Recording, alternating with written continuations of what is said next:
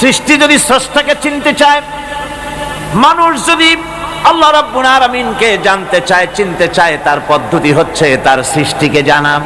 তার সৃষ্টির মাধ্যমেই তাকে চেনা যাবে।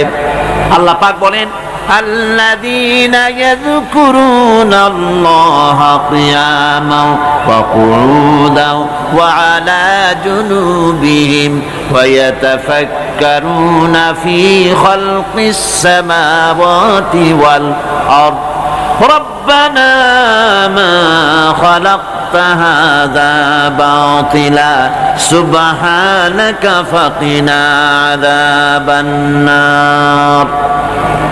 الذين يذكرون الله قياما وقعودا وعلى جنوبهم, যারা দাঁড়িয়ে বসে শুয়ে এক কথায় সর্বাবস্থায় যারা আল্লাহ পাককে স্মরণ করে, তার আকাশ এবং জমিন সৃষ্টির ব্যাপারে চিন্তা ভাবনা করে, রাত এবং দিনের পরিবর্তনের চিন্তা করে, তার সৃষ্টি নৈপুণ্যতা নিয়ে যারা গবেষণা করে, তারাই হচ্ছে আল্লাহ পাকের খাঁটি বান্দা, একজন সত্যানুসন্ধানী। চোখের সামনে যখন নিখিল বিশ্বের পরমাণু থেকে শুরু করে সূর্য, চন্দ্র, গ্রহ, নক্ষত্র, বিশাল আকাশ পর্যন্ত, গাছপালা, তরুলতা, সমুদ্র, মহাসমুদ্র, পশু পক্ষী ইত্যাদি যখন তার নজরে পড়ে, তখন একজন সত্যের অনুসারী ব্যক্তি, একজন সত্যের অনুসন্ধানী ব্যক্তি, তার মুখ থেকে বেসাক্তা স্বতঃস্ফূর্তভাবে নিজের অজান্তে মুখ থেকে যে শব্দটা বেরোয়, সে শব্দটা হচ্ছে আলহামদুলিল্লাহি রাব্বিল আলামিন। সমস্ত প্রশংসা হচ্ছে ওই আল্লাহ পাকের, যিনি এগুলিকে সৃষ্টি করেছেন। আর তিনি কোনো কিছু কি বেকার সৃষ্টি করেন নাই, খামোখা সৃষ্টি করেন নাই। প্রত্যেকটির পেছনে রয়েছে বিরাট বিরাট উদ্দেশ্য। এখানে মানুষের সবচাইতে বড় ভ্রান্তি, মানুষের সবচাইতে বড় ভুল, সেটা হলো এই, দুর্ভাগ্যজনকভাবে সকল সৌন্দর্যের মহাশিল্পী আল্লাহ পাককে মানুষ ভুলে যায়। তারা প্রশংসা করে নদীর, প্রশংসা করে নারীর অঙ্গ প্রত্যঙ্গ নিয়ে তারা কবিতা লেখে, নারীর সৌন্দর্য নিয়ে কবিতা লেখে, সাহিত্য রচনা করে, সূর্য নিয়ে, চন্দ্র নিয়ে, চাঁদের মায়াবী জ্যোৎস্না নিয়ে, এর সুন্দর সুষমা নিয়ে কবিতা লেখে, প্রজাপতির রং দিয়ে গান তৈরি করে, ফুলের সৌন্দর্য এবং তার সৌরভ দেখে মানুষ পাগল হয়ে যায়। এগুলির পিছনে গান, সাহিত্য ইত্যাদি কবিতা রচনা করে। কিন্তু এই সৌন্দর্য যিনি সৃষ্টি করেছেন, সে আল্লাহ পাককে বেমালুম ভুলে যায়। সেই জন্যে স্রষ্টার প্রশংসা করতে হবে। আল্লাহ পাক শেখাচ্ছেন, শুরুতেই শেখাচ্ছেন, আলহামদুলিল্লাহি রাব্বিল আলামিন। পড়েন সবাই, আলহামদুলিল্লাহি রাব্বিল আলামিন। আল্লাহ রাব্বুল আলামিন তোমাকে যদি কোনো বিপদ দেন, এই বিপদ থেকে তোমাকে কেউ মুক্ত করতে পারবে না, কেউ বাঁচায় দিতে পারবে না। আল্লাহ যদি তোমার জন্য বিপদ রেখে দিয়া থাকেন, এই বিপদ থেকে বাঁচাবার ক্ষমতা কারো নাই। আর আল্লাহ যদি তোমাকে কোনো কল্যাণ দিতে চান, তাহলে সেই কল্যাণ প্রতিহত করতে পারে, সে কল্যাণের পথে বাধা দিতে পারে। আকাশে জমিনে এমন কেউ নাই। সুবহানাল্লাহ পড়ে। কাজে শক্তি তো সবটাই আল্লাহ রাব্বুল আলামিনের, ক্ষমতা সবটা কার? আল্লাহ সুবহানাহু ওয়া তাআলা। কল্যাণও করেন তিনি, আর অকল্যাণ যদি করেন, সে অকল্যাণ থেকে বাঁচবার উপায় নাই। কল্যাণ যদি করতে চান, ঠেকাবারও কারো উপায় নাই। মুমিন ব্যক্তির আত্মমর্যাদা এভাবে বেড়ে যায় ইমানের কারণে। ইমানের কারণে তার আত্মমর্যাদাটা এত বেড়ে যায় যে সে হক কথা বলতে গিয়া রিজেকের চিন্তা করে না, চাকরির চিন্তা করে না। হক কথাটা যদি বলি, আমি সরকারি চাকরি করি, হক কথা বললে পরে চাকরি থাকবে না। ইমামতি করি, হক কথা বললে পরে চাকরি থাকবে না। এই জাতীয় হীনমন্যতা তার মনের ভিতরে জায়গা পাবে না। যেহেতু কোরআন তারে শিখাইছে, কিসের ভয়? রিস্কের চিন্তা করো। রিস্কের চিন্তা করার কোনো দরকার নাই। কোরআন তোমাকে বলে দিয়েছে, ঈমান এনেছো তুমি যার উপরে, ইন্নাল্লাহা হুয়ার রাজ্জাকু যুল কুওয়াতিল মাতিন। নিশ্চিতভাবে আল্লাহ হচ্ছেন মহান রিজেক দাতা।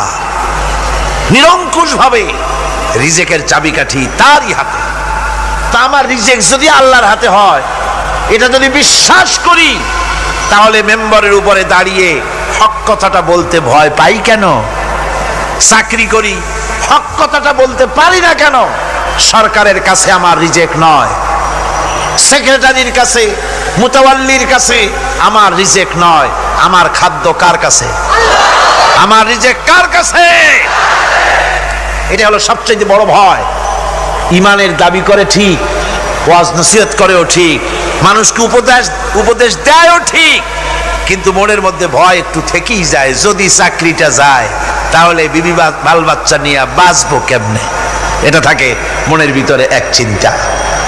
একজন টিচার তার ছাত্রদেরকে শিখাইছিলেন যে বিসমিল্লাহর এত ফজিলত, নদীর উপর থেকে বিসমিল্লাহ বলে হাঁটে গেলে তাও হাঁটে যাওয়া যায়, খেওয়ার নৌকা ছাড়াই পানির উপর দাঁড়িয়ে যাওয়া যায়। একটা ছেলে, একটা ছাত্র এই কথাটা এমন বিশ্বাস করলো, নদীর পাড়ি দিয়ে, তার বাড়ি ছিল নদীর ওপার, প্রতিদিন খেওয়া পার হইয়া মাদ্রাসায় আসতো। বিশ্বাস সে করছে পুরাটাই, আর বিসমিল্লাহ বলে পাও দিয়ে হাঁটিয়া চলে গেল পার হয়ে। এটা কোনো কোরআন নয়, হাদিস নয়, শোনা কথা। তারপরে একদিন তার মা তাকে বলেছে, তোমার হুজুরকে একটু দাওয়াত দাও আমাদের বাড়িতে। হুজুরের দাওয়াত দিছে, মিলাদের দাওয়াত শুনে হুজুর তো খুব খুশি। তারপরে ছাত্রের সঙ্গে রওনা হয়েছে।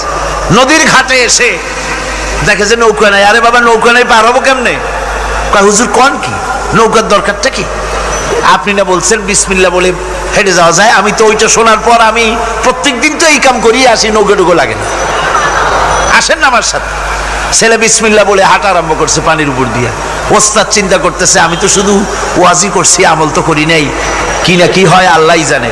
পাজামা হাঁটু পর্যন্ত টাইনিয়া তারপরে বিসমিল্লাহ কয়ে পা দিছে, আর এক ছোটে চুবনি খাইয়া ভিতরে চলে গেছে।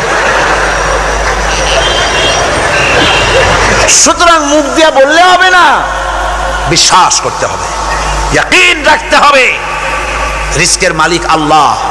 হক কথা কাউকে ছেড়ে দেব না, এটা বলবোই। তাতে আমার চাকরি থাকুক আর চাকরি যাক, এর নাম হলো আত্মমর্যাদা। এর নাম কি? আত্মমর্যাদা। নইলে আপনি মসজিদের ইমাম, আর দুর্ভাগ্যজনক সত্য, মসজিদের ইমামগুলি অধিকাংশ ক্ষেত্রে এমন সব সেক্রেটারি, মুতাওয়াল্লি হয় যারা ইসলামী আদর্শকে বিশ্বাসী করে না। কথাটা ঠিক কিনা? ধর্মনিরপেক্ষতাবাদী, কিন্তু মসজিদের সেক্রেটারি, মাদ্রাসার সেক্রেটারি, ঈদগাহের সেক্রেটারি। কারণ মুসল্লিরা ভাবে ওনার পয়সা বেশি, ওনারই নেতা বানানো উচিত।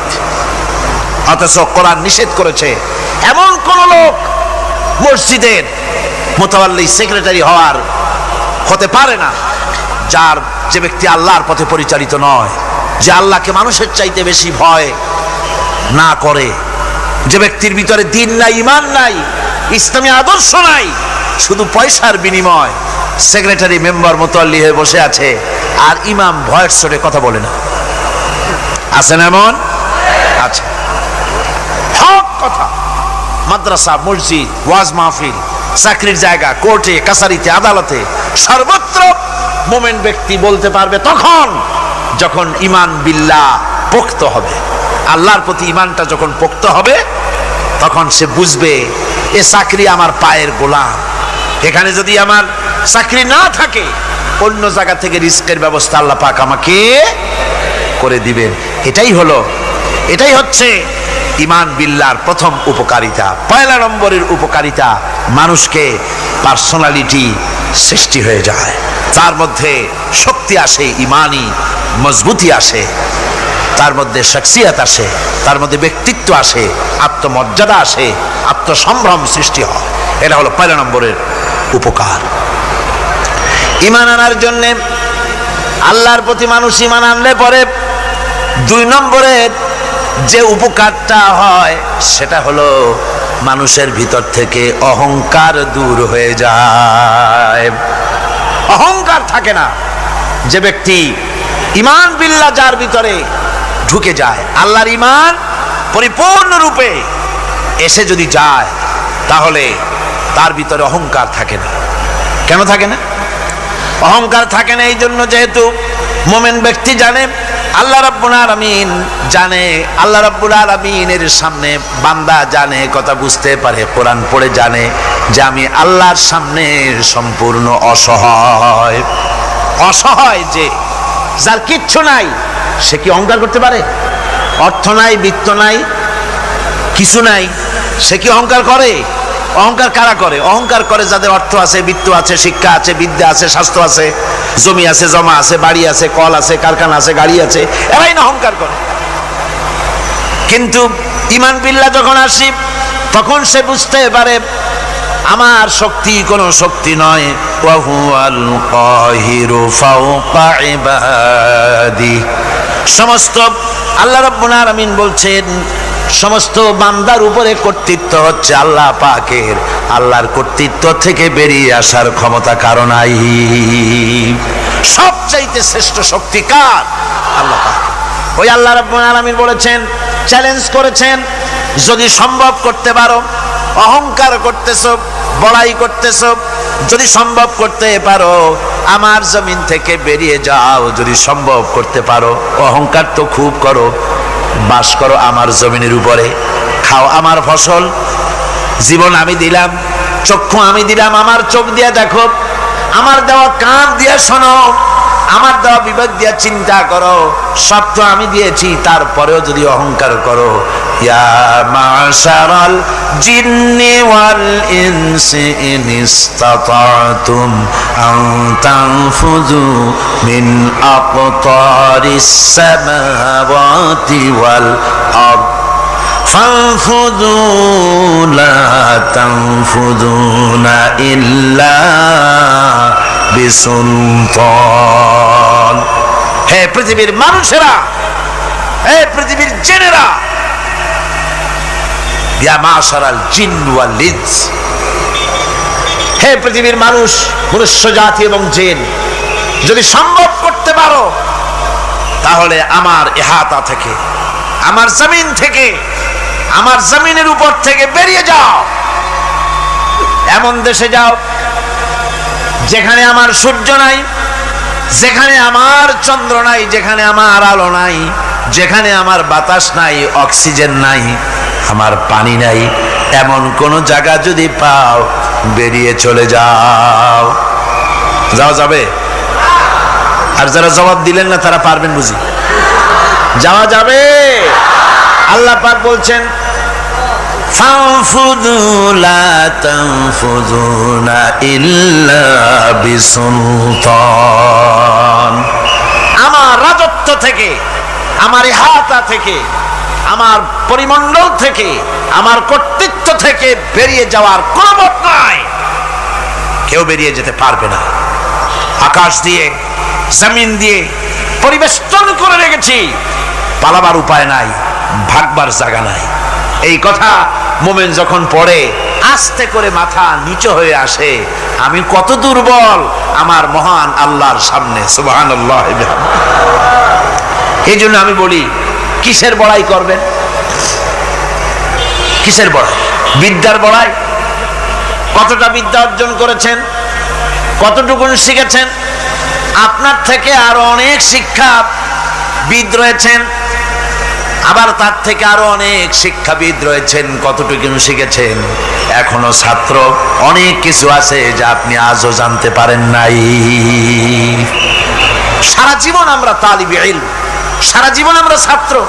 মুহাদ্দিস হন, মুফাসসির হন, প্রফেসর হন, প্রিন্সিপাল হন, যেই হন না কেন, চিকিৎসাবিদ, চিকিৎসা বিজ্ঞানী, রাষ্ট্রবিজ্ঞানী, দার্শনিক, যেই হোক না কেন, সব ছাত্র। সব কি? ছাত্র। বহু কিছু এমন আছে যা আজও মানুষ উদ্ধার করতে পারে নাই, শিখতে পারেনি। সুতরাং শিক্ষার বড়াই করো না। এরপরে অর্থের বড়াই করবা। কয়টা টাকার মালিক হয়েছে তুমি? টাকার বড়াই করে মানুষ। জিজ্ঞাসা করা হয়, মিয়া সাহেব রোজা রাখেন না কেন? কয় রোজা রাখবো, চাউলের অভাব আছে নাকি? না দানের অভাব আছে, না টাকার অভাব আছে। নাউজুবিল্লাহ। কত টাকা হয়েছে? আল্লাহ রাব্বুল আলামিন যদি ইচ্ছা করেন এমন রোগ দিয়া দিতে পারেন, হার্টের ভিতরে ক্যান্সার দিয়ে দিতে পারেন, ব্রেনের ভিতরে টিউমার দিয়ে দিতে পারেন, রক্তের ভিতরে ক্যান্সার দিয়ে দিতে পারেন, হাড়ের ভিতরে ক্যান্সার ঢুকায় দিতে পারেন। এমন রোগ হয়ে যেতে পারে ডাক্তারের 14 গোষ্ঠী গুলে খেলেও রোগ ভালো হবে না। সারা জীবন যত টাকা কামাই করেছেন গোষ্ঠী বেচতেও ঔষধের পয়সা হবে না। পারবে কিনা আমার আল্লাহ? জোরে বলেন পারবেন কিনা? পারবেন, প্রচন্ড ক্ষমতা। কাজী বান্দা যখন এগুলি পড়ে মাথাটা নিচু হয়ে আসে যে ক্ষমতা তো তার, বড়াই করার কোনো উপায় নাই। আমরা কিতাবের মধ্যে পড়েছিলাম, সেই আল মুস্তাতরফ একটা কিতাব ছিল, আলেমে পড়ানো হতো। মৌলানা শামসুদ্দিন সাহেব পড়েছেন নিশ্চয়ই? জি, ওলামারা পড়েছে। সেই কিতাবে আলেম ক্লাসে পড়ানো হতো তখন আমাদেরকে একটা আরবি সাহিত্য। ওই আরবি সাহিত্যের ভিতরে পড়েছিলাম, সেখানে এক জমিদার বিবাহ করেছে, তারপরে তার নবপরিণীতা স্ত্রীকে নিয়ে খেতে বসেছে। এমন সময় এক ভিক্ষুক এসেছে। জমিদার রাগ হয়ে দরজার কাছে দিয়ে বেচারাকে ধমক দিয়ে বের করে দিয়েছে, ভিক্ষা নেওয়ার আর তুমি সময় পাও না, আমি বিয়ে করেছি, নতুন বউ নিয়ে খাইতে বসছি, বেরো এখান থেকে। গলায় ধাক্কা দিয়া ফালাইয়া তারপরে তাড়াই দিছে। বাস কয়েক বছর পর এই জমিদারের জমিদারি গেল, টাকা গেল, পয়সা গেল, সব শেষ। বউ পুষবে এমন পয়সাও নাই, বউ তার থেকে বিচ্ছিন্ন হয়ে গেল, বউকে তালাক দিয়ে দিল। দীর্ঘদিন পর এই স্ত্রী বিবাহের একটা প্রস্তাব এলো আর এক জমিদারের সাথে, আর এক এলাকার নতুন এক জমিদার হয়েছে, তার সঙ্গে বিবাহের প্রস্তাব এলো। এরপরে সেই বিয়ে হয়ে যাওয়ার পর নতুন জমিদারের সাথে এই স্ত্রী বসে খানা খেতে বসেছে প্রথম দিন। এমন সময় দরজার কাছে এক ভিখারি এসে হাজির। নতুন জমিদার বলছে, বউ আমরা তো খেতে পারবো, আমাদের খাবারের প্লেটটা আজকে প্রথম তোমাকে নিয়ে খেতে বসেছি, এই খাবারের প্লেটটা ধরেই তুমি ভিখারিকে দিয়ে আসো। বউ খাবারের প্লেটটা ভিখারির হাতে দিতে গিয়ে সেন্সলেস হয়ে পড়ে গিয়েছে, বেহুশ হয়ে পড়ে গিয়েছে। নতুন জমিদার অনেকক্ষণ অপেক্ষা করলো, বউ ফেরে না কেন, যায় দেখে বেহুশ, মুসাফির সেখানে দাঁড়ানো। কিছুক্ষণ পর বউয়ের হুশ হলো, জিজ্ঞেস করলো, হয়েছে কি, তুমি এরকম পড়ে গেল কেন? এই মুসাফিরকে দেখে বউ বলতেছে, আল্লাহর কসম, তুমি যখন আমাকে প্লেট ভরা খাবার দিয়ে পাঠাই দিলা ভিক্ষুককে দেওয়ার জন্যে, যারে ভিক্ষা দিতে গেলাম, আল্লাহর কসম করে বলি, এ হচ্ছে আমার সেই প্রথম স্বামী। এবার ওই জমিদার বলতেছে, তুমি যেমন কসম করে বলতেছো এই হলো তোমার প্রথম স্বামী, আমিও আমার আল্লাহর নামে কসম করে বলি, আমিও সেই ভিখারি যেদিন তোমরা খেতে বসেছিলে আর আমি ভিক্ষা নিতে গিয়েছিলাম, আমাকে দরজা থেকে তাড়ায় দিয়েছিলে। সুতরাং বড়াই করো না, অর্থে টাকার বড়াই করো না, অহংকার করো না, স্বাস্থ্যের বড়াই করো না, স্বাস্থ্য ভালো, অহংকার করো না। আল্লাহ যদি ইচ্ছে করেন এক রাত্রের মধ্যে মাত্র আধা ঘন্টা 15 মিনিটের ভিতরে কয়েকবার পাতলা দাস্ত দিয়া জনমের মতো শেষ করে দিতে পারেন, পারেন কিনা?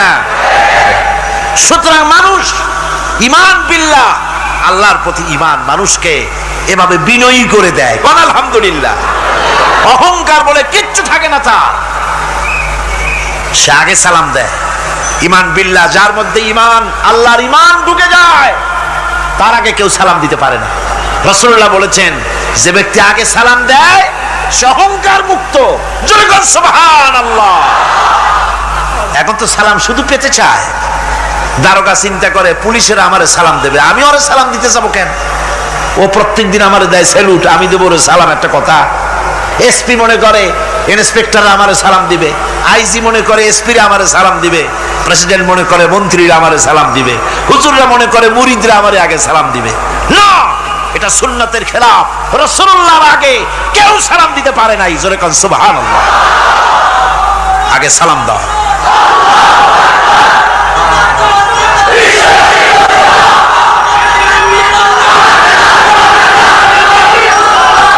এই সালামের প্রচলন মুসলমানদের মধ্যে বেশি বেশি হওয়া উচিত। আপনারা সালামের প্রচলন চালু করে দিবেন, বেশি করে চালু করবেন। বউরে সালাম দিবেন, বউ আপনাকে দেবে।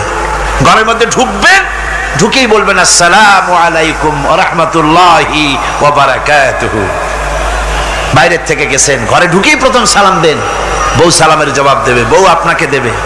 বাচ্চাদের সালাম দেন, বাচ্চারা আপনাকে দিবে। এরকম সালামের প্রচলন চালু করেন। রাসূলুল্লাহ বলেছেন, মানে একটা গাছের আড়ালে এই সালাম হলো, লোকটা গাছের আড়ালে চলে গেছে, আবার দেখা হয়েছে, আবার সালাম দেন। এখন এই সালাম কমে গেছে, এখন সালামের পরিবর্তে অনেক কিছু হয়েছে।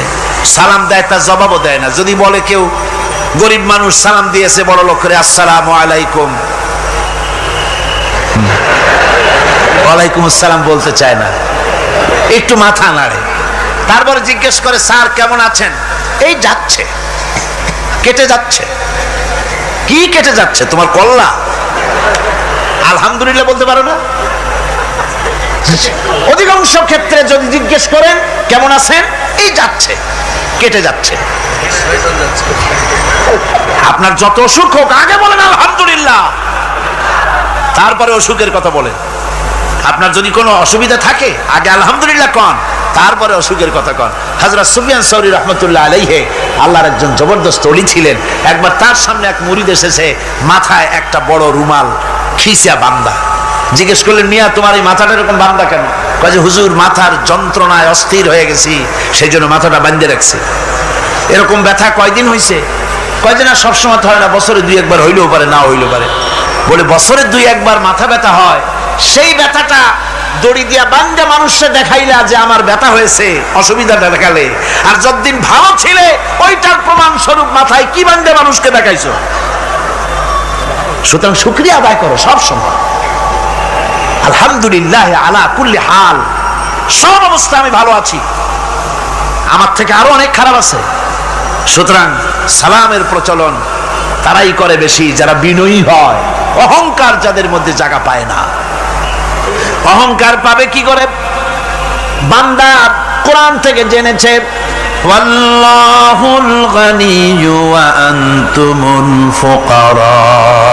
আল্লাহ রাব্বুল আলামিন বলেন, তোমরা হলে সবাই ফকির, তোমরা হলে সব মুকাবিক্কি, আর একমাত্র আল্লাহ রাব্বুল আলামিন বেনিয়াজ। আল্লাহই শুধু বেনিয়াজ, আর সব কি মুকাবিক্কি কার কাছে? আল্লাহর কাছে। এই জন্য বিনয়ী হতে হবে। যে জমিনটা বাস করি, জমিনটা কার? চিল্লায় কোন কার? লিল্লাহি মা ফিস সামাওয়াতি ওয়া মা ফিল আরদ। আকাশও তার, জমিনও তার। এই কথা যদি জানা থাকে, বিশ্বাস থাকে, তাহলে সেই ব্যক্তি অহংকার করতে পারে না, সে বিনয়ী হয়। ঈমান বিল্লাহ তাকে বিনয়ী বানায় দেয়। আর বিনয়ী মানুষ, নিরহংকার মানুষই আল্লাহর কাছে বেশি পছন্দ। এই ঈমান তার ভিতরে এই কথা জাগ্রত করে দেয়। আমি যদি একটা গাড়ির মালিক হয়ে থাকি, আমি যদি একটা বাড়ির মালিক হয়ে থাকি, আমি যদি স্ত্রী পুত্র সন্তান পেয়ে থাকি, আমি যদি মন্ত্রী হয়ে থাকি, আমি যদি কিছু পেয়ে থাকি, আমার হাতের কামাই দ্বারা পাই নাই। আল্লাহ শিখাই দিচ্ছেন, ওয়ামা বিকুম বিনিমাতিন ফামিনাল্লাহ। যত নেয়ামত তোমরা পেয়েছো সব আল্লাহ রাব্বুল আলামিন দিয়েছেন। জোরে বলেন সুবহানাল্লাহ। দাতাকে ভুলে যেও না, আল্লাহর কাছে বিনয়ী হও। সমস্ত নেয়ামত একমাত্র তিনিই দিয়েছেন। ঈমান বিল্লাহর দ্বারা মানুষের এই গুণ সৃষ্টি হয়, এই উপকার হয় মানুষের, যে সে বিনয়ী হয়ে যায়। আল্লাহ পাক কোরআনে কারীমের মধ্যে আরো বলেন, ওয়ালা তামশি ফিল আরদি মারহান ইন্নাকা লান তাখরিকাল আরদা ওয়ালান তাবলুগাল জিবালা তুলা। ওয়ালা তামশি ফিল আরদি মারহান, আমার এই জমিনের উপরে অহংকার করে হেঁটো না। আল্লাহ পাক নিষেধ করেছেন, জমিনের উপরে অহংকার করে হেঁটো না। এই জমিনের উপরে অহংকার করে হাঁটতে গিয়া তুমি পদাঘাত করে আমার জমিনটারে ফাটাই দিতে পারবে না। আবার অহংকার করে লাভ দিয়া আমার পাহাড়টার উচ্চতাও ছাড়াই যেতে পারবে না। যখন তুমি পাহাড়ের উচ্চতা ছাড়াতে পারবে না, যখন জমিনটারে লাথি মেরে ফাটাই দিতে পারবে না, তখন আবার অহংকারটা কিসের? কিসের অহংকার? নিজের দিকে তাকাও, তোমারে আমি বানাইছি কি দিয়া? তোমার পেটের মধ্যে কি? তোমার শরীরের মধ্যে কি? মলমূত্র দিয়ে পেটটা ভরা, আর দুনিয়ায় এসেছো এক ফোঁটা নাপাক পানি দিয়ে। যে নাপাক পানি ফোঁটা শরীর থেকে বেরিয়ে গেলে পরে গোসল ওয়াজিব হয়ে যায়, ফরজ হয়ে যায়, এমন একটা নাপাক পানি যার জন্মের উৎস, তার তো অহংকার করার শোভা পায় না। অহংকার করবেন কেবলমাত্র কে? চিল্লায় বলেন কে? হাদিসে কুদসির ভিতরে এসেছে, আল্লাহ পাক বলেছেন অহংকার হচ্ছে আমার ইজার, অহংকার হচ্ছে আমার চাদর। যে ব্যক্তি অহংকার করে সেজন্য আমি আল্লাহর চাদর নিয়ে টানাটানি করে। জোরে কর নাউজুবিল্লাহ, চিল্লায় কর নাউজুবিল্লাহ।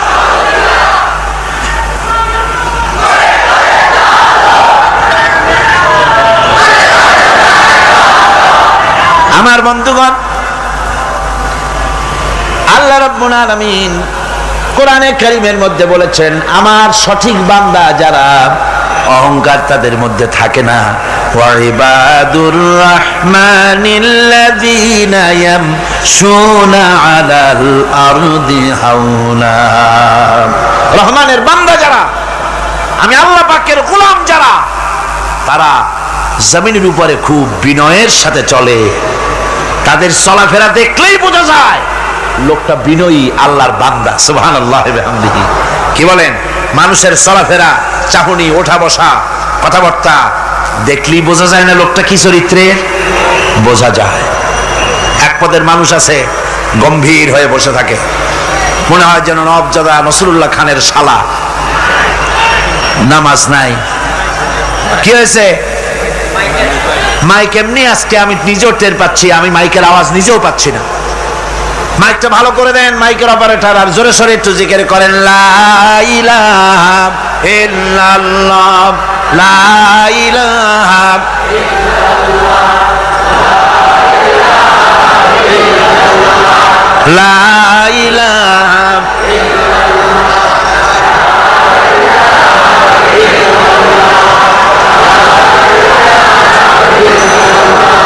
বসেন, বসুন। লা ইলাহা ইল্লাল্লাহ, লা ইলাহা ইল্লাল্লাহ, লা ইলাহা ইল্লাল্লাহ,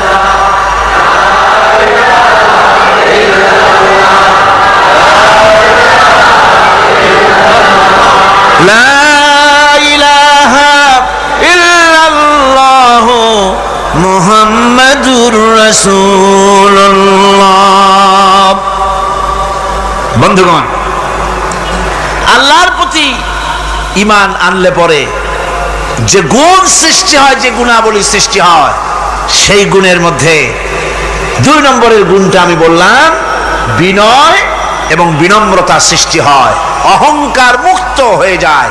এটা হলো 2 নম্বরের উপকার। প্রথম নম্বরের উপকার হচ্ছে মর্যাদা সৃষ্টি হয়। 2 নম্বরে কি হয়? অহংকার মুক্ত হয়ে যায়। আল্লাহ রাব্বুল আলামিনের উপরে ঈমান আনলে পরে, ঈমান বিল্লাহ যখন এসে যায় ভিতরে, আল্লাহর প্রতি যখন ঈমান পরিপূর্ণতা লাভ করে, তখন তার 3 নম্বরের উপকার যেটা হয় সেটা হলো সে নির্ভীক হয়ে যায়, তার মধ্যে বীরত্বের সৃষ্টি হয়। জোরে বলেন আলহামদুলিল্লাহ। ঈমানদার লোক কোনোদিন কাপুরুষ হয় না। ঈমানদার লোক কাপুরুষ হয় না, বীর পুরুষ হয়। আর পৃথিবীতে কাপুরুষেরা কোনো ইতিহাস সৃষ্টি করতে পারে না। বীর পুরুষ জীবনে মরে একবার, আর কাপুরুষ মরে জীবনে বারবার। পাতিশিয়ালের ডাক শুনে চিতই পড়ে। ট্রাকের টায়ার পাংচার হয়েছে, আওয়াজ শুনে হার্ট ফেল করে। এই হলো যারা নাকি ঈমানের দিক থেকে দুর্বল, তাদের এই অবস্থা। আর ঈমানদার যারা, তারা বোমার আওয়াজ শুনে পালায় না, বরং আহত সিংহের মতো আওয়াজ যেদিকে হয়েছে সেদিকে ছোটে গিয়ে দেখে তার কোনো ভাই আহত হয়েছে কিনা। এটা হলো ঈমান বিল্লাহর 3য় গুণ, 3য় উপকার। আল্লাহর প্রতি ঈমান আনলে পরে মানুষ নির্ভীক হয়ে যায়। মানুষের সবচাইতে ভয়টা কি কোন তো বলতে পারেন? সবচাইতে বড় ভয় কিসের? মৌতের। অবশ্য কেউ কেউ বড় ভয় বউকেও মনে করে যে বউ হলো সবচাইতে বড় ভয়ের জিনিস। স্ত্রীকে অনেকে মৌতের চাইতেও ভয় মনে করে। একবার নাকি একজন দেশের বাদশাহ তিনি বলছিলেন মন্ত্রীকে যে আমার দেশের লোকেরা সবচাইতে কারে বেশি ভয় করে? মন্ত্রী বলছে দেশের লোকেরা সবচাইতে বউকে বেশি ভয় করে। এটা একটা কথা হলো নাকি? প্রমাণ করতে যদি না পারো তাহলে তোমার চাকরি শেষ। প্রধানমন্ত্রী তো মুসিবতে পড়ে গেছে। তারপরে সমস্ত লোক দেখেছে, সমস্ত শহরবাসীকে দেখে তারপরে বলছে তোমরা যারা বউকে ভয় করো না তারা সব এদিকে আসো, আর যারা বউকে ভয় করো তারা এ পাশে থাকো। এখন যারা ভয় করে তারা সব একদিকে চলে আসছে। একটা শুকনা শাকনা মানুষ একা দাঁড়ায় আছে, ভয় করে না সেই দলে, আর সব একদিকে। বাদশা আশ্চর্য হয়ে গেল, সব মানুষ ভয় করে একদিকে চলে আসলো, আর তুমি একা শুকনা শাকনা মানুষ, তুমি বউরে ভয় করো না, ব্যাপারটা কি? কয় যে না, বউকে ভয় করি কিনা তা জানি না, আমি আসার সময় আমার বউ বলে দিয়েছে সব লোক যেদিকে যাবে সেদিকে যাবে না, একা দাঁড়ায় থাকবে একদিকে।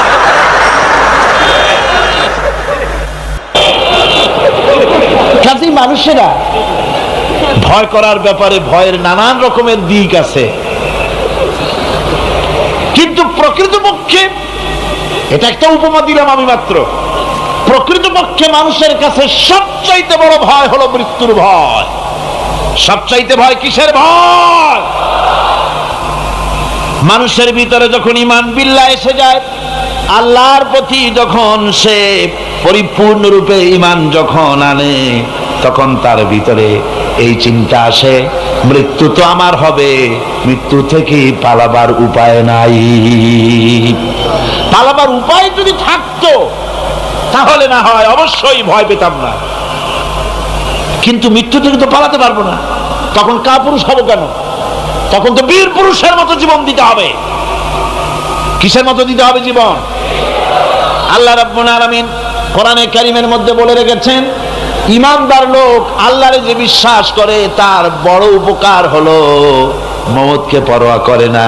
মওতকে পরোয়া করে না বলে তার পক্ষে সমস্ত কাজ সহজ হয়ে যায়। কোরআন বলতেছে, কুল ইন্নাল মাউতাল্লাযী তাফিরুনা মিনহু ফাইন্নাহু মুলাকীকুম। মরণ তোমার, মরণ থেকে পালাও তুমি, মরণ তোমায় লইবে ঘিরি।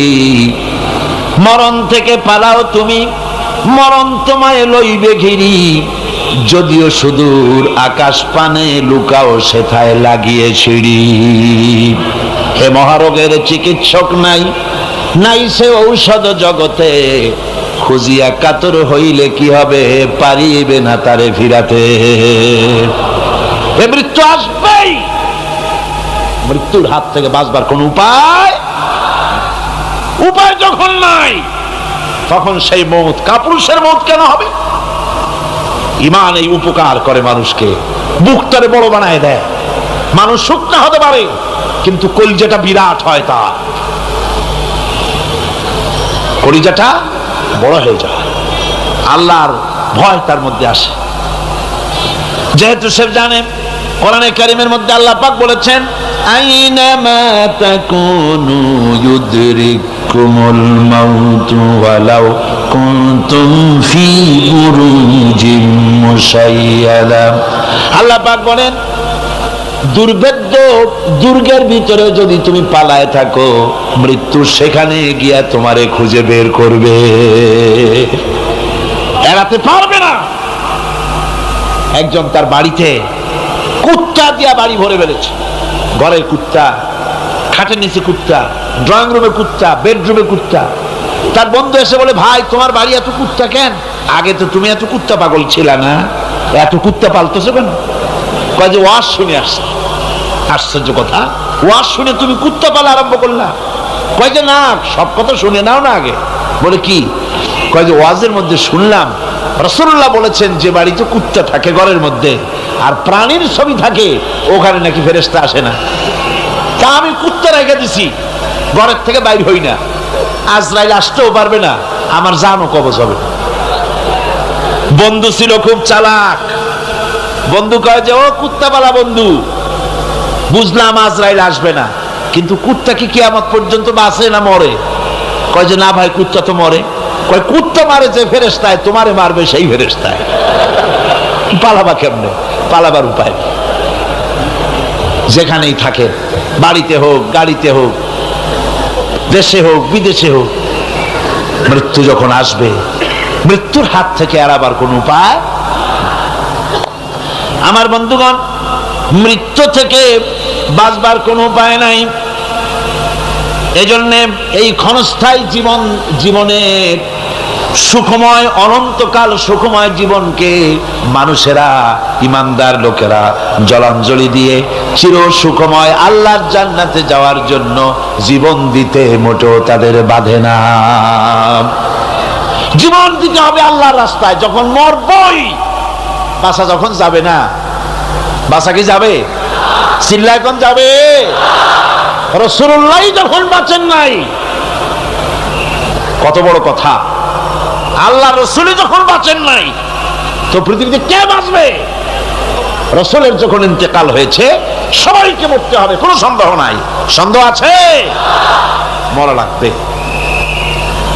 সেই মওতটা ঈমান বিল্লাহ, আল্লাহর প্রতি ঈমান আনলে পরে ওই মওতের ভয় আর থাকে না। মনটা তখন নির্ভীক হয়ে যায়, সে বীর হয়ে যায়। তখন তার মন বলে, মরা যখন লাগবে, জীবনটা যিনি দিয়েছেন তার জন্য দিয়ে দেই না কেন? জীবন যিনি দিয়েছেন তার জন্য দিয়ে দেই। বদরের যুদ্ধ, রাসূল করিম সাল্লাল্লাহু আলাইহি ওয়াসাল্লাম লোক তৈরি করতেছেন, সৈন্য রিক্রুট করতেছেন। বদরের যুদ্ধ, আমার ভাইরা, চারটিখানি কথা নয়। বদরীদেরকে আল্লাহ মাফ করে দিয়েছেন। যেরকম সুবহানাল্লাহ। বদরের যুদ্ধ বড় মারাত্মক যুদ্ধ। এ জিহাদ হবে, বাপ তরবারি ধরবে ছেলের বিরুদ্ধে। মক্কা থেকে ছেলে আসছে কাফের, ছেলে তরবারি ধরবে বাপের বিরুদ্ধে, মামু ধরবে ভাগ্নার বিরুদ্ধে, ভাই ধরবে ভাইয়ের বিরুদ্ধে। এটা কি আপনি সোজা মনে করেন? কোন সোজা মনে করেন? আমার বন্ধুগণ, বদরের যুদ্ধ শেষ হয়ে যাওয়ার পর হযরতে আবু বকর সিদ্দিক রাদিয়াল্লাহু তাআলা আনহুর সঙ্গে ছেলে আব্দুল্লাহর দেখা হয়ে গেল। ছেলে তখনও কাফের। ছেলে বলে, বাবাজি, আমার আব্বা আবু বকর বদরের প্রান্তরে, আমি আমার তরবারির সামনে আপনাকে কয়েকবার পেয়েছিলাম, কিন্তু আপনি আমার পিতা বলে আমি কিছুই করতে পারি নাই। হযরতে আবু বকর বলেন, আব্দুল্লাহ রে শোনো, আল্লাহর কসম করে বলি, তুমি তো আমার তরবারির সামনে পেয়ে ছেড়ে দিয়েছো, কিন্তু আমি আমার মাবুদের কসম করে বলি, বদরের মাঠে একটি বারও যদি আবু বকরের চোখের সামনে তুমি পড়ে যেতে, আল্লাহর কসম আমার তরবারি তোমারে মাফ করে দিত না। তুমি কাফের, আমি মুসলমান। তোমার সাথে আমার সম্পর্ক পিতা পুত্রের স্নেহের সম্পর্ক হতে পারে তখন যখন আদর্শের প্রশ্নে মিল হবে, নইলে তুমি কাফের, আমি মুমিন। পিতা হিসাবে স্নেহ তোমার যেটা পাওয়া দরকার আমার কাছে, সেই স্নেহ থেকে তুমি বঞ্চিত থাকবে। এই যুদ্ধে সৈন্যদেরকে রিক্রুট করা সোজা ব্যাপার ছিল না। হুজুর সাল্লাল্লাহু আলাইহি ওয়াসাল্লাম সাহাবীদেরকে তৈরি করতেছেন জিহাদের জন্য। কিভাবে কথাটা পারবেন, হুজুর কথা গোছায় বলতেছেন। হযরত বর্ষিয়ান সাহাবী হযরত মিকদাদ রাদিয়াল্লাহু তাআলা আনহু হুজুরের অবস্থা বুঝতে পারতেছেন। হযরত মিকদাদ দাঁড়িয়ে গেলেন হুজুরকে সাহস দেওয়ার জন্য। হযরত মিকদাদ দাঁড়িয়ে গিয়ে বলছেন, ইমদি বিনা ইয়া রাসূলুল্লাহ হাইসুমা তাশা, আয় হাইসুমা আমারাকাল্লাহ। হে রাসূল, আপনি আমাদের নিয়ে চলুন যেদিকে আপনার খুশি, অর্থাৎ আল্লাহ আপনাকে আমাদেরকে নিয়ে যেদিকে যেতে বলেন সেদিকে নিয়ে যান। ইন্না লা নাকুলু লাকা কামা ক্বালা বনি ইসরাঈল লিমূসা আলাইহিস সালাম ইযহাব আনতা ওয়া রাব্বুকা ফাকাতিলা ইন্না হাহুনা কাঈদুন। আমরা মুসা আলাইহিস সালামের উম্মত না। সুবহানাল্লাহ। হুজুর কি খুশি হচ্ছেন এই বক্তৃতা শুনে, মেঘদাদের বক্তৃতা শুনে হুজুর কি খুশি হচ্ছেন। হযরত মেঘদাদ বলছেন, হুজুর আমরা মুসা আলাইহিস সালামের উম্মত না। মুসা আলাইহিস সালামের উম্মতেরা বলেছিলেন, হে মুসা তুমি আর আল্লাহ আর জিবরাইল এই তিনজনই গিয়ে ফেরাউনের মোকাবেলা করো, আমরা পারবো না। আমরা এই কথা বলবো না। বল ইযহাব আনতা ওয়া রাব্বুকা ফাকাতিলা ইন্না মাআকুমা মুকাতিলুন। হে রাসূল, বরং আমরা বলি আপনি চলুন আমাদেরকে নিয়ে, আপনার রব আপনাকে যেদিকে যেতে বলে আমাদেরকে নিয়ে চলুন, আমরা আপনার সাথে থেকে কাফেরদের বিরুদ্ধে লড়াই করব, তরবারি চালাবো ততক্ষণ পর্যন্ত মা দামাত আইনু মিন্না তাতাররাফ, যতক্ষণ পর্যন্ত থামো, যতক্ষণ পর্যন্ত চোখের একটা পাতাও নড়ে, যতক্ষণ পর্যন্ত চোখের একটা পলক পড়ে ততক্ষণ পর্যন্ত যুদ্ধ চালাতে থাকবো। অর্থাৎ নাক দেয়া নিঃশ্বাস যতক্ষণ আসে আর যায় আপনার সপক্ষে তরবারিগুলি ঝলসে উঠবে। চলেন আমাদেরকে নিয়ে যেদিকে আপনি যেতে চান। রাসূলুল্লাহ কি যে খুশি হলেন, সুবহানাল্লাহ। আল্লাহর নবী দারুণ খুশি হয়ে গেলেন। নবীজি বললেন, ও সাহাবীরা, তোমাদের মন মানসিকতা যখন এই রকম, তাহলে কুমু বিনা ইলা জান্নাতিন জান্নাতুন আরদুহা কাস সামাওয়াতি ওয়াল আরদ। কুমু বিনা ইলা জান্নাতিন, ওঠো চলো আমার সাথে সেই বেহেশতের দিকে, যেই বেহেশতটা ওই বিশাল আকাশের চাইতে, এই জমিনের চাইতে অনেক অনেক বড়। সেই বেহেশতে যাওয়ার জন্য চলো আমার সাথে, ওঠো দাঁড়াও। ফাকামা উমাইর বিন হামাম ওয়া কানা ইয়াকুলুত তামার। হযরত উমাইর ছিলেন এক যুবক। দেখেন না এই যে যুবকরা দাঁড়ায় আছে অনেক, এইরকম একজন যুবক দাঁড়িয়ে খরমা খাচ্ছিলেন। যুবকরা যেমন দাঁড়ায় দাঁড়ায় বাদাম খায়, ছোলা ফেলায় দেয়, ওই রকম দাঁড়িয়ে দাঁড়িয়ে তিনি খরমা চাবাচ্ছিলেন আর খরমার বিচিগুলি ফেলায় দিচ্ছিলেন। তিনি বললেন, অকালা বাখবাখ। উমাইর বলছেন, বাখবাখ হলো আঞ্চলিক শব্দ, এর অর্থ হচ্ছে আয় মা আযমাহু ওয়া মা আহসানাহু। হে রাসূল, কি সুন্দর কথা আপনি বললেন, কি বড় কথা আপনি বললেন।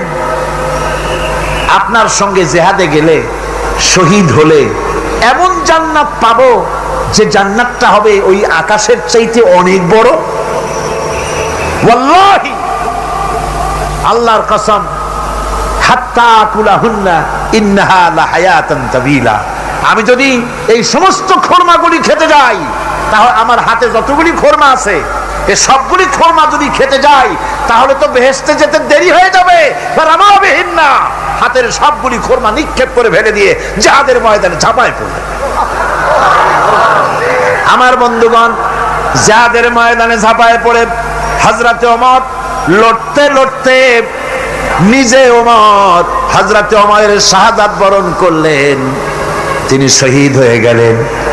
জিহাদের শেষে যখন শুহাদায়ে বদর যখন জানাজা হবে, একজন সাহাবী দেখিয়ে দিলেন, হুজুর এই হলো সেই ওমর যিনি জান্নাতের খোঁজ খবর শুনে হাতের খরমাগুলি খাওয়ার সময় পায় নাই।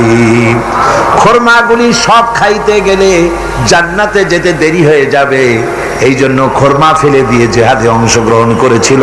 এই হলো সেই ওমরের লাশ। আল্লাহর নবী হযরত ওমরের দিকে আঙ্গুল দিয়া বললেন, ওমর, যেই জান্নাতের জন্য খরমা খাওয়ার তর তোমার সয় নাই, তাড়াতাড়ি করে এসে শহীদ হয়েছো, আমি নবী সাক্ষী দিচ্ছি, ইন্নাকা মিন আহলিহা, আমি সাক্ষ্য দিচ্ছি অবশ্যই তুমি আল্লাহর জান্নাতি, অবশ্যই তুমি বেহেশতে যাবে। সুবহানাল্লাহ, তুমি বেহেশতের অধিবাসী।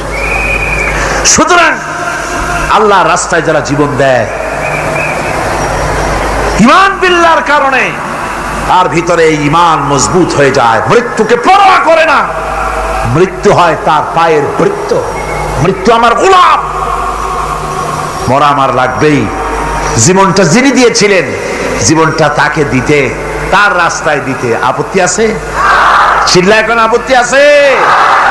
আমার বন্ধুগণ, আল্লাহর রাস্তায় যারা এভাবে জীবন দেয়, ওদের সম্পর্কে রব্বুল আলামিন বলেন, ওয়ালা তাহসাবান্নাল্লাযীনা কুতিলু ফী সাবিলিল্লাহি আমওয়াতান বাল আহইয়াউন ইনদা রাব্বিহিম ইউরযাকুন।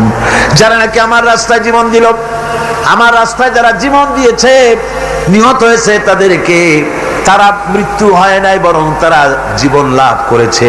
এই মরণের বিনিময় আর এক জীবন তারা লাভ করেছে, যেই জীবনে তারা আল্লাহর কাছে চলে গেছে এবং রব্বুল আলামিনের কাছ থেকে তারা রিজেক্ট প্রাপ্ত হয়। আল্লাহর কাছে তারা রিজেক্ট পায়। আর এই মৌত হচ্ছে শ্রেষ্ঠ মৌত, শাহাদাতের মৌত। কিসের মৌত?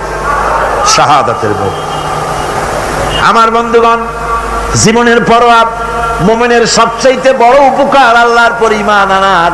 জীবনের পরোয়া সে করে না, কারণ রাসূলুল্লাহ বলেছেন, শাহাদাতের মৌতের যন্ত্রণা, শরীরে যদি কেউ চিমটি কাটে, খামসি কাটে, একটা চিমটি দিলে যতটুকু ব্যথা লাগে, মৃত্যুর শাহাদাতের এই মৃত্যুর যন্ত্রণা এর থেকে বেশি কিছু না। কিতাবের ভিতরে এসেছে, ফেরাউনের স্ত্রী আসিয়া যখন ফেরাউনকে মানে নাই, শেষ পর্যন্ত ফেরাউন অর্ডার দিয়া দিল, আসিয়ারে মারো। মারার জন্য তক্তার ভিতরে হাজার হাজার প্যারাক মারো। তক্তায় প্যারাক মারা হলো, তক্তা তারে উল্টায় দিল, প্যারাক গুলো খাড়া হয়ে গেল। প্যারাক বোঝেন কিনা? প্যারাক বোঝেন? প্যারাক গুলো খাড়া হয়ে গেল। ফেরাউন বলল, এর উপরে আসিয়াকে ভুট করে শোয়াই দাও, এরপরে চতুর্দিক থেকে পিটাইতে থাকো, যতক্ষণ পর্যন্ত আমার উপরে ঈমান না আনে মারতেই থাকো। প্যারাকের উপরে নারী দেহ আসিয়াকে শোয়াই দেওয়া হলো, আর চতুর্দিক দিয়া মাপ আঘাত করা হচ্ছে। লোহাগুলি শরীরের ভিতরে ঢুকে যাচ্ছে, শত শত লোহা শরীরের ভিতরে ঢুকে যাচ্ছে। এমত অবস্থায় আল্লাহ রাব্বুল আলামিন ডেকে বলেন, ফেরেশতারে, আমার ফেরেশতারা, আমার আসমানের সব দরজাগুলি খুলে দাও। আমার আসিয়া মৃত্যুর আগে, প্রাণ বেরিয়ে যাওয়ার আগে, আমার জান্নাতটা দেখে যেন প্রাণটা বেরিয়ে যায়। আল্লাহর এই রাস্তায় মানুষ জীবন দিতে কুণ্ঠাবোধ করে না, যদি ঈমান বিল্লাহ, আল্লাহর প্রতি ঈমান মজবুত হয়ে যায়, তার জীবনের মোটেও পরোয়া হয় না। জীবন দিয়েছেন আল্লাহ, এই জীবন দিব, কাকে ফিরায় দেব? আল্লাহ। এই জন্য আল্লাহ পাক বলেছেন, ইন্নাল্লাহা ইশতারা মিনাল মুমিনিনা আনফুসাহুম ওয়া আমওয়ালাহুম বিআন্না লাহুমুল জান্নাহ। আমি আমার মুমিনের জান এবং মাল সবটা খরিদ করে নিয়েছি, বিনিময়ে মুমিনকে আমার বেহেশত দিয়ে দিয়েছি। তোমার জানটাও আমার মালটাও আল্লাহ। সুতরাং জান মাল তো আমার, আমার রাস্তায় জান দাও, মাল দাও। মুমিনের এই শক্তি বাড়ে, মুমিনের ভিতরে এই ঈমান সৃষ্টি হয় আল্লাহর প্রতি ঈমানের কারণে। নির্ভীক সে বীর হয়ে যায়, তার ধারণা এটা হয়, ঈমানের ব্যাপারে মজবুত হয় যে পৃথিবীর সমস্ত শক্তি একত্রিত হয়ে যদি আমাকে চেষ্টা করে, আমার এক গাছা পশম বাঁকা করতে পারবে না, যদি না আল্লাহর হুকুম না থাকে। সুবহানাল্লাহ। কোরআনে কারিমে রব্বুল আলামিন বলেন, ওয়া মা হুম বিদারিনা বিহি মিন আহাদিন ইল্লা বিইজনিল্লাহ। আল্লাহ রাব্বুল আলামিনের সুস্পষ্ট কথা হলো এই যে, আল্লাহর বিনা অনুমতিতে কেউ তোমার কোনো ক্ষতি করতে পারবে না। জোরে কোন সুবহানাল্লাহ। কেউ ক্ষতি করতে পারবে না। আবার নির্ধারিত সময় আসার আগে মৃত্যু তোমার হবে না। মৃত্যুর যখন নির্ধারিত সময় হবে তখনই মৌত হবে, এর আগে হবে না। আল্লাহ পাক বলেছেন, ওয়া মা কানা লিনাফসিন আন তামুতা ইল্লা বিইযনিল্লাহি কিতাবাম মুআজ্জালা। আল্লাহ পাক বলেন আমার নির্ধারিত সময় আসার আগে 1 সেকেন্ড আগে মরবে না, 1 সেকেন্ড পরেও মরবে না। অনেকে বলে অমুকের অকাল মৃত্যু হয়েছে, বলে না, বলে কি না অকাল মৃত্যু হয়েছে, এটা বাজে কথা। কিসের অকাল মৃত্যু? কালেই মরছে, হায়াত ওখানেই শেষ। হায়াত থাকতে 1 সেকেন্ড আগে 1 সেকেন্ড পরে মৃত্যু হবে না। যখন নির্ধারিত সময় আসবে সেই সময় মরবে, এর আগে বা পরে মৃত্যু হবে। মৃত্যু নির্ধারিত সময়ের আগে মরবে না মানুষ, বাহানায় হোক ওসিলায় হোক, মরণ যেখানে আছে সেখানে যাওয়াই লাগবে। এই জন্যে কবি বলছেন दो चीज आज दो चीज कसद जोर जोर एके आबेदाना दिगर खा के गोर। দুটি জিনিস মানুষকে টানে, একটা হলো খাদ্য আর একটা হলো মৃত্যু। খাবার যেখানে আছে সেখানে যেতেই হবে, আর মৃত্যু যেখানে আছে সেখানেও যেতে হবে। কোরআনে কারিমে রব্বুল আলামিন বলেন قل لو كنتم في بيوتكم لبرز الذين كتب عليهم القتل إلى مضاجعهم। আল্লাহ পাক বলেন হে নবী তুমি বলে দাও, তুমি শোনায় দাও, যাদের ভাগ্যে নিহত হওয়া আছে তারা যদি তাদের বিছানায় শুয়েও থাকে, প্রকোষ্ঠের ভিতরে থাকে, মৃত্যু সেখানে গিয়ে হাজির হবে, ওখানেই মৃত্যু হয়ে যাবে। মৃত্যুর সময় আসতে পরে মানুষকে মোটেই সময় দেওয়া হবে না, সময় যখন আসবে সময় মতো তাকে বিদায় নিতে হবে। সুতরাং ঈমান, আল্লাহর প্রতি ঈমান আনলে পরে মানুষের ভিতরে নির্ভীকতার সৃষ্টি হয়, সে কাউকে পরোয়া করে না আল্লাহ ছাড়া। চিল্লায় কদ সুবহানাল্লাহ, আরো জোরে বলেন সুবহানাল্লাহ। সাহস, বুক ভরা সাহস তার মধ্যে আসবে। এরপরে আল্লাহর প্রতি ঈমান আনার জন্য, ঈমান আনলে পরে আরেকটি উপকার মানুষের হয়, এটা হলো 4 নম্বর উপকার। এটা কয় নম্বর? 4 নম্বরের উপকার হলো আল্লাহর প্রতি মানসিক প্রশান্তি আসে। সেই মানসিক প্রশান্তিটা হলো ইমানদার কখনো হতাশ হয় না, ইমানদার কখনো হতাশায় ভোগে না, নিরাশায় ভোগে না। যেহেতু কোরআন শরীফের ভিতরে আল্লাহ পাক বলেছেন আল্লাহর রহমত থেকে কেবল কাফেররা ছাড়া আর কেউ নিরাশ হয় না। আল্লাহর রহমত থেকে নিরাশ হয় কারা? যেরকম কারা নিরাশ হয়? আর কেউ আল্লাহর রহমত থেকে নিরাশ হয় না। সুতরাং আল্লাহর প্রতি এই আশা ভরসা, আল্লাহর প্রতি এ ধরনের একটি প্রশান্তি মনের মধ্যে থাকে, সে হতাশ হয় না। কারণ আল্লাহর প্রতি ঈমান আশায় তার বুক বেঁধে দেয়।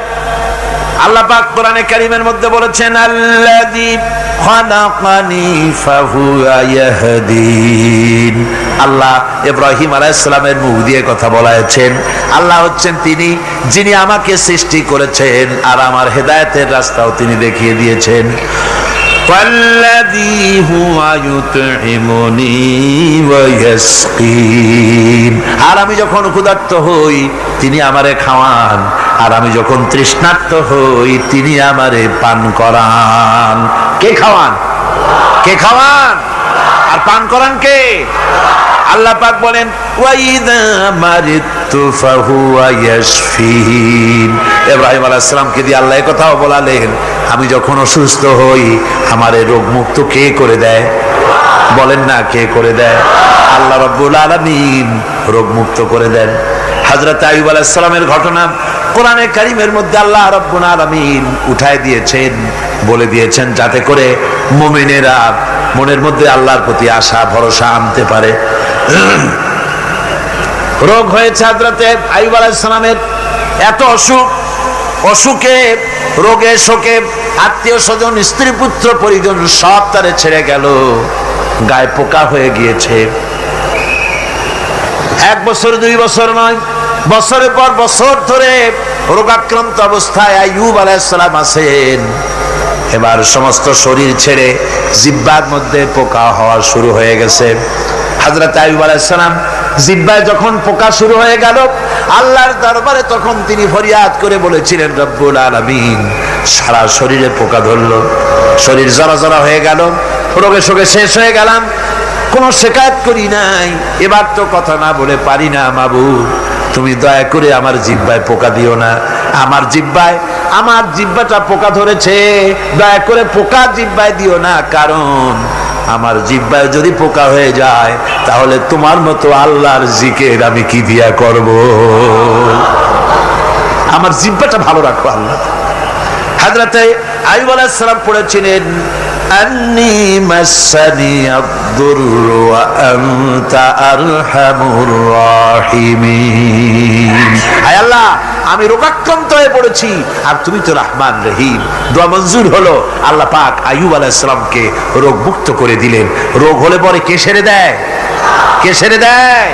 আল্লাহর প্রতি এই আশা, এই ভরসা, এই চিন্তা থাকতে হবে। আল্লাহ পাক বলেন, যখন আইয়ুব আমার কাছে দোয়া করল আমিও জবাব দিয়া দিলাম। কোন সুবহানাল্লাহ। আল্লাহ পাক বলেন, ফাকাশাফনা মা বিহি মিন দুররিন ওয়া আতাইনাহু আহলাহু ওয়া মিসলাহুম মাআহুম রাহমাতাম মিন ইনদিনা। আমি তার কষ্ট দূর করে দিলাম, তার হারানো স্বাস্থ্য ফিরাই দিলাম এবং তার সাথী সঙ্গীদেরকে আমার পক্ষ থেকে আমার রহমত দিয়ে তার কাছে সব আবার আমি ফিরাইয়া দিলাম। সুতরাং মুমিন ব্যক্তি কখনো হতাশ হবে না। চতুর্দিকে দেখে বিপদ আর বিপদ, এই বিপদে সে হতাশ হয় না, আশায় বুক বেঁধে থাকে।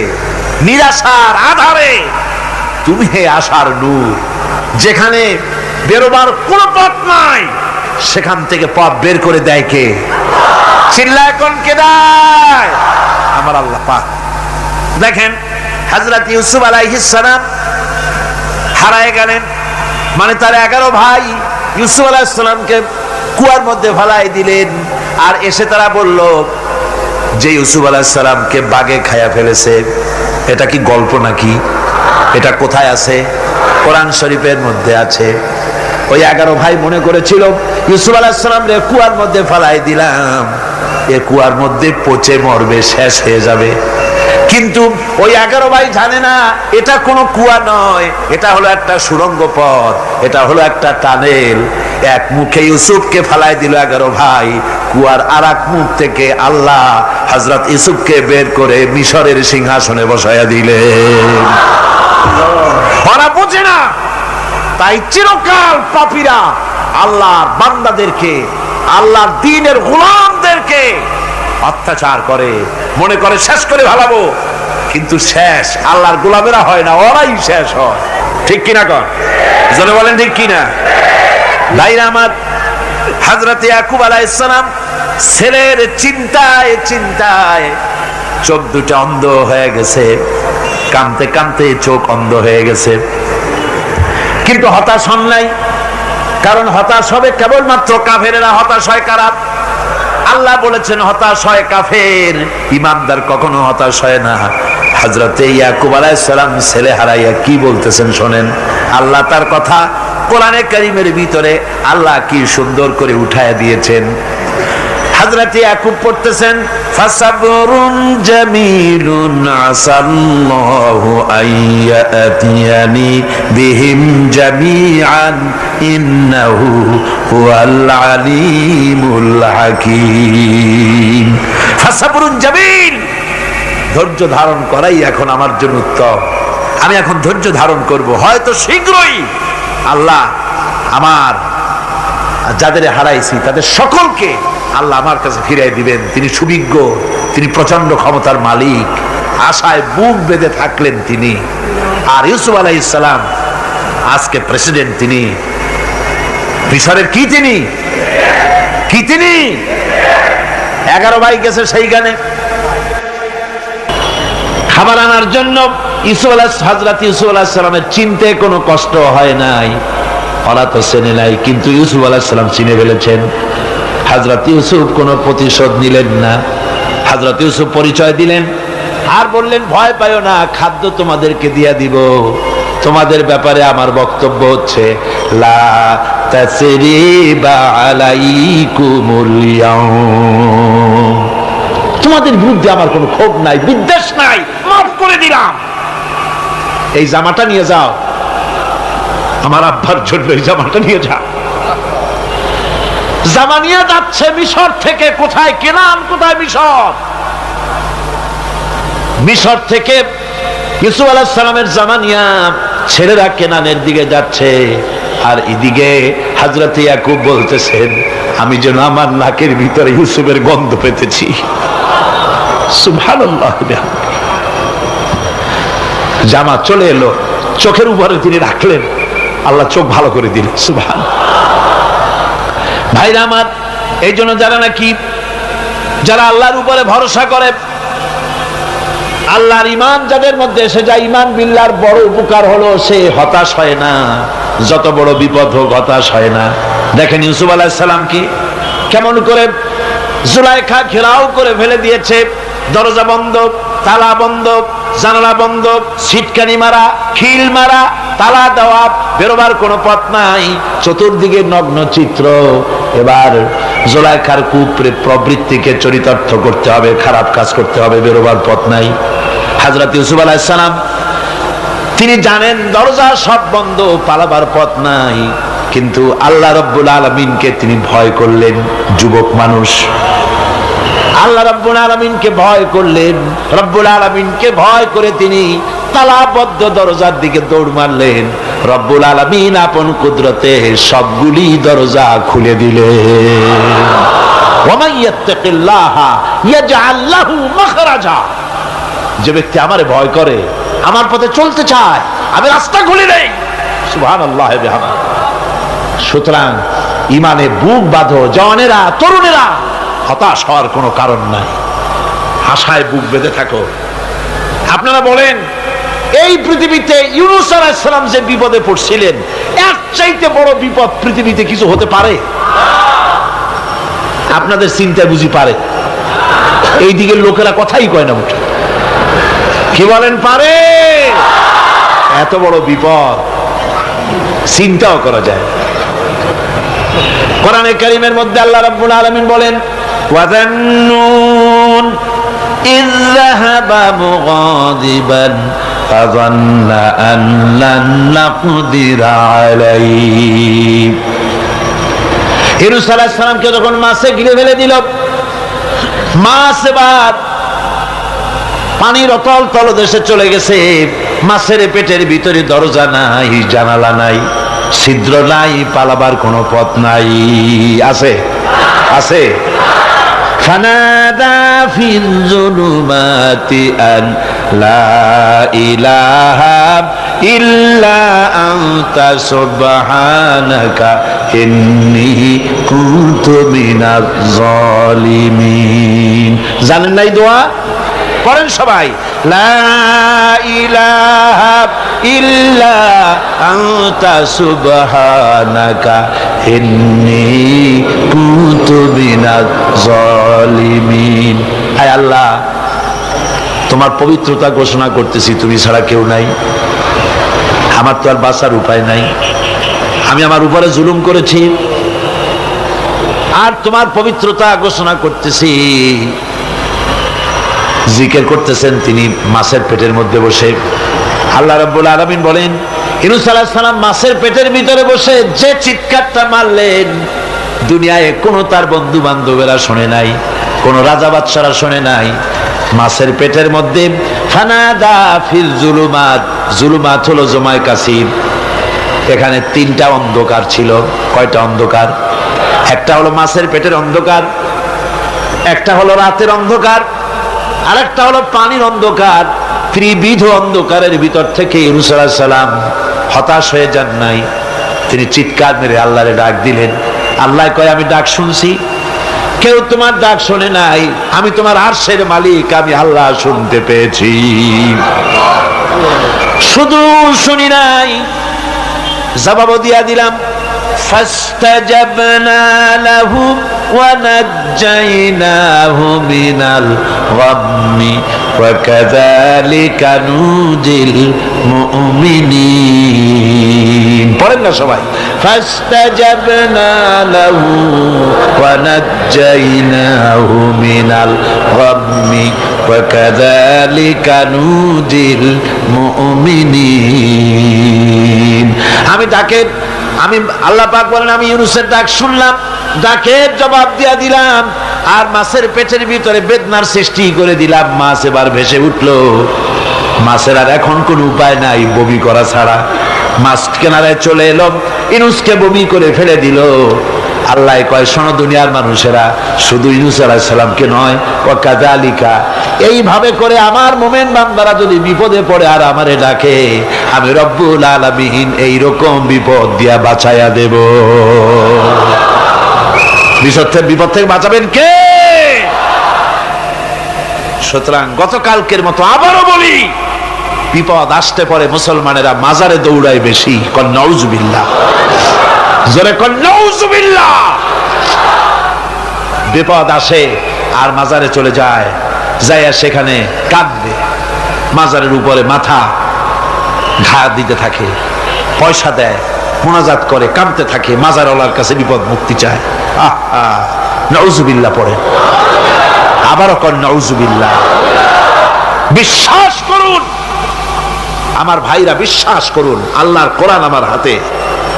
মাজারওয়ালার কাছে কানলে পরে ওই মাজারে যিনি শুয়ে আছেন, আল্লাহর কসম তার কোন ক্ষমতা নাই আপনাকে বিপদ থেকে বাঁচাতে পারে। আছে ক্ষমতা? জোরে বলেন আছে? বিপদ থেকে বাঁচাবে কে? কে বাঁচাবে? সমস্ত প্রশংসা, যাবতীয় প্রশংসা সে আল্লাহ পাকের, যিনি তামাম জাহানের পালনেওয়ালা রব। ইনশাআল্লাহ বাকি কথা আগামীকাল বলবো ইনশাআল্লাহ। সকালে বলেন ইনশাআল্লাহ। মুনাজাতের জন্য দাঁড়ানো ভাইরা সব বসেন, যত লোক দাঁড়িয়ে আছেন সবাই বসেন। প্রথম দিনের মুনাজাত আল্লাহ পাকের দরবারে, সব বসেন, মহব্বতের সাথে বসেন, আর একটু জিকির করেন লা ইলাহা ইল্লাল্লাহ। আল্লাহুম্মা আমিন। রব্বানা যালামনা أنفسنا وإن لم تغفر لنا وترحمنا لنكونن من الخاسرين ربنا لا تزغ قلوبنا بعد إذ هديتنا وهب لنا من لدنك رحمة إنك أنت الوهاب হায় আল্লাহ তাআলা, এই বিশাল জনসমুদ্র নিয়ে তোমার দরবারে হাত তুলেছি। কোরআনে কারীমের তাফসীরের মাহফিল আজকের এই প্রথম দিবসে তোমার কোরআন থেকে যে আলোচনা আমরা করেছি, এতে তুমি দয়া করে যে সওয়াব দিয়েছো, মেহেরবানি করে সওয়াবটুকুন রাসূল করিম সাল্লাল্লাহু আলাইহি ওয়াসাল্লামের রূহ মুবারকে পৌঁছায় দাও। तमाम পৃথিবীর মাটির নিচে যত মুমিন মুমিনাত শুয়ে আছে তাদের আরওয়ার পরে সওয়াব পৌঁছায় দাও।